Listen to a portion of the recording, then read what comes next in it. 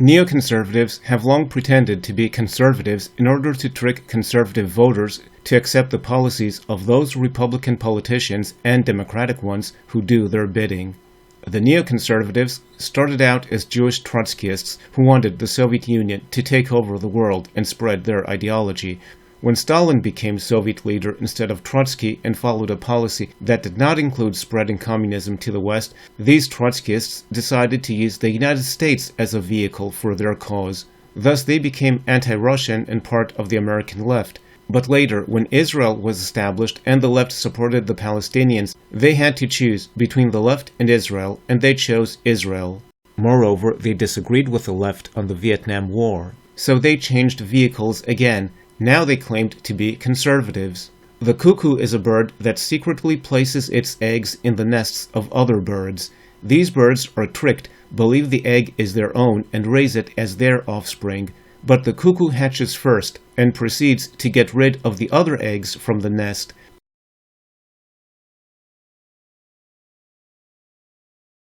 The cuckoo quickly grows as large as or even larger than the parent bird, which continues to bring it food, believing it is its child. By now, its only child.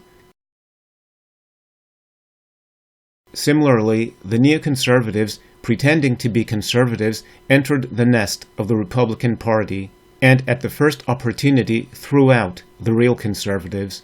At the time of the two wars against Iraq, wars promoted chiefly by the neoconservatives, more than 20 conservative editors and think tank leaders were thrown out because of supposed anti-Semitism.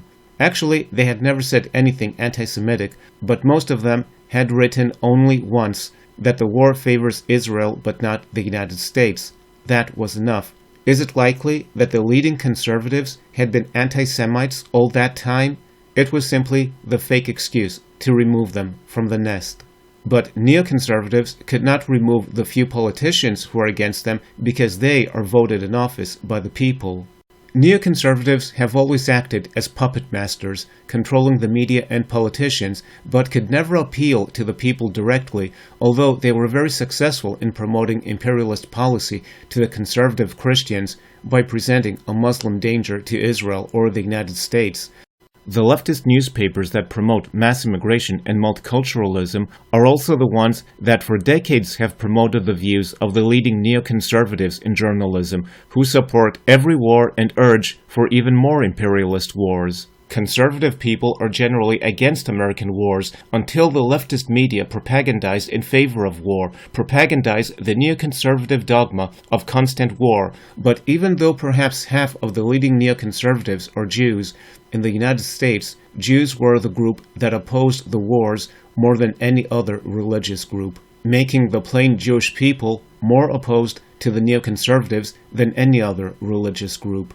When the Republican Party, after 28 years of neoconservative rule, finally went back to its real ideology, the neoconservatives furiously protested that they are the only true conservatives, that Trump and his supporters are enemies of conservatism, committing treason, anything. They asked voters to vote for Clinton instead of Trump. Obviously, Trump's three core policies were the issue: fighting globalization and protecting the nation-state by stopping the Trans-Pacific Partnership, stopping catastrophic wars in the Middle East, and stopping illegal immigration. These are obviously the real conservative values. But neoconservatives pretended that their policies, globalization, war, and illegal immigration, are the true values of conservatives. I view the word conservative as a derivative of the word conserve. We want to conserve our country. Wanting to preserve your country and its voting body from being substituted by another imported immigrant voting body that will primarily vote for the left, and wanting to avoid wars is presented as white supremacy. In the years since 9/11, Max Boot has demanded military intervention in Afghanistan, Iraq, Syria, Libya, Iran, and North Korea, and likely many other places. He's called for the U.S. to topple the Saudi monarchy. It's hard to think of anyone in this country more discredited than Max Boot. Going to him for foreign policy advice is like giving Jeffrey Dahmer a cooking show. He'd be the last person you would ask. As of tonight, we have nearly 175,000 active duty personnel serving overseas. American troops are posted in 158 different countries. For perspective, there are only 195 countries total on the entire planet. And yet you may notice that there is one place American troops are not. They are not on our southern border protecting us. Max Boot and his friends scoff at this. Troops on our own border protecting our own people? That's disgusting, immoral. It's fascism.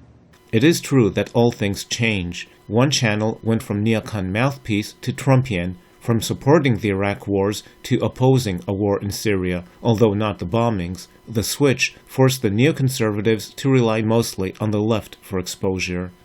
The other channels are forever inviting on some discredited neocon moron or unemployed political hack. You sort of wonder, like, well, maybe you should choose another profession, selling insurance, house painting, something you're good at.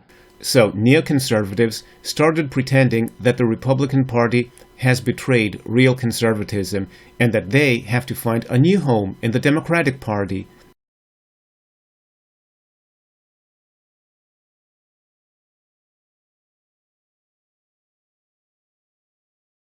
And when their chief news outlet collapsed, it was largely leftist money that allowed them to set up a new outlet. Tom Nichols joins us. And Tom, let's start by reading from your new piece in The Atlantic on why you are leaving the Republican Party. So I'm out. The Trumpers and the hucksters and the consultants and the hangers-on, like a colony of bees who exist only to sting and die, have swarmed together in a dangerous but suicidal cloud. And when that mindless hive finally extinguishes itself in a blaze of venom, there will be nothing left. Tom, thank you so much for being with us. We were the party of optimism. We didn't think of ourselves as victims. Now we are the party of eternal victimhood. Trump supporters are constantly complaining about how they're looked down upon and they're forgotten and nobody loves them enough. The President of the United States is racist. Racist. By having an openly racist president. I don't say that lightly. Blatant dishonesty in the service of nativist ugliness.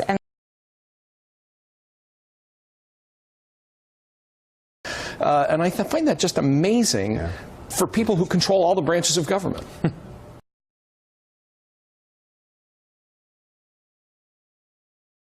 Their favorite ploy is pretending that they are the real followers of Ronald Reagan's policy and that he was one of them.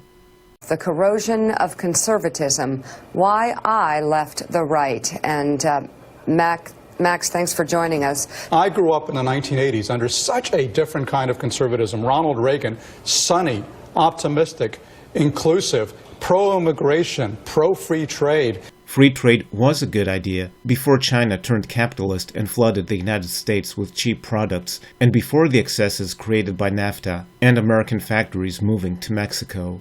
Never engaged in this kind of hateful, racist rhetoric that Donald Trump routinely engages in. Donald Trump is against trade. He's against America's international leadership. What he considers being against trade is being against losing jobs in your country due to cheap labor in other countries. What he considers being against America's international leadership is being against designing a civil war in Syria with 400,000 dead and 5 million refugees to be used by leftists in Europe as future voters for the left. He is engaging in racism and sexism and xenophobia. What he considers racism is refusing to believe there is institutionalized racism and white privilege and that the police are racist. What he considers sexism is being against ninth-month abortions. He is mobilizing the worst forces in America, bigotry and prejudice, in order to divide Americans for political gain.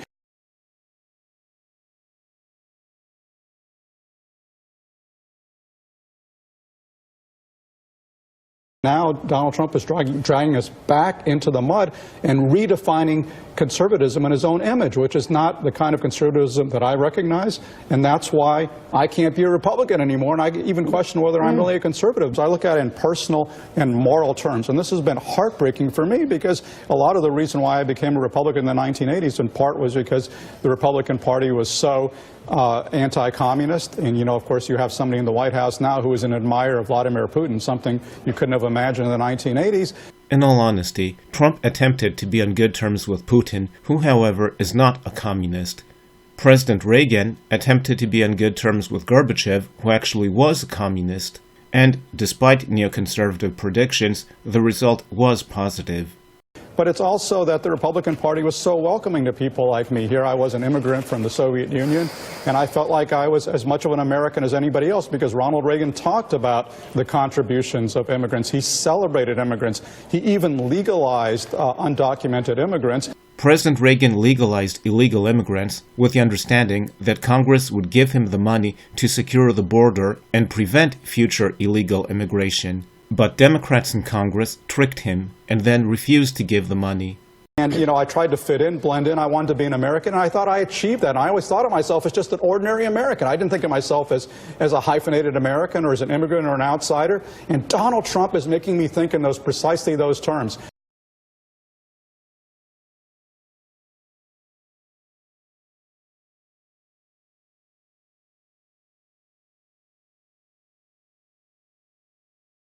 We're going to see more of that. They're going to double down on white nationalism. They're going to double down on racism, xenophobia, undermining the rule of law.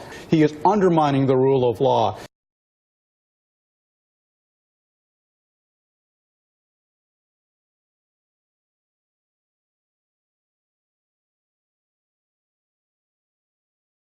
I am urging everybody to vote straight-ticket Democratic in November. I think, essentially, the Republican Party, as currently constituted, needs to be razed to the ground. It needs to be destroyed. It needs to be burned. And then maybe, out of the ashes, we can build up a more reasonable and responsible. What could one say about the neoconservatives that has not already been said? Leaving? So soon?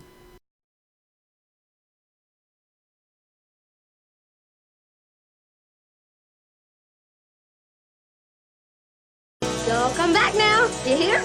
Don't be a stranger. Or on second thought, be.